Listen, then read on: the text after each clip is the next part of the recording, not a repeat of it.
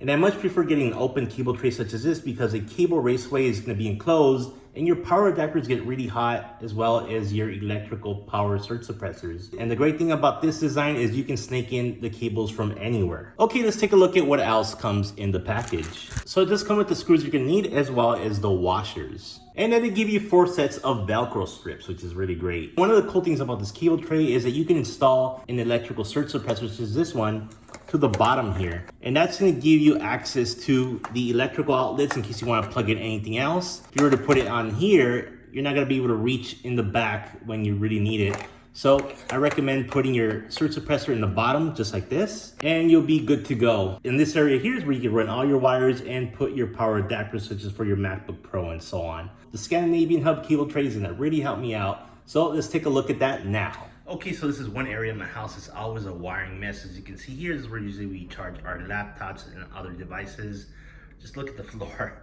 You have a surge suppressor right here with a bunch of cables, just a big mess. And that's where this cable tray comes in. I'm gonna go ahead and screw it to the bottom of this end table here, right in the middle, so you can't see it when you're standing up or sitting. And I'm gonna go ahead and tuck all these cables and surge suppressors onto this. And that's gonna help us clean up this wiring mess so that we don't have all these wires that we're constantly tripping on. So I'm gonna go ahead and install it and then show you guys a before and after.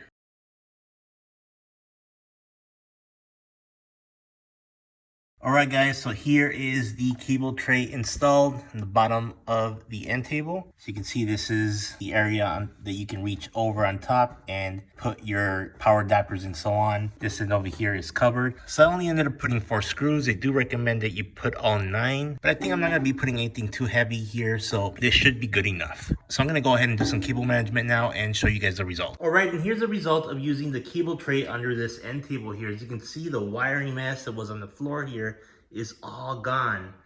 You can see you don't see anything, and the only wires you see are the ones up here that are actually connecting to the laptops and this little baby monitor here. And I'm going to show you guys the bottom here, see how it all is done.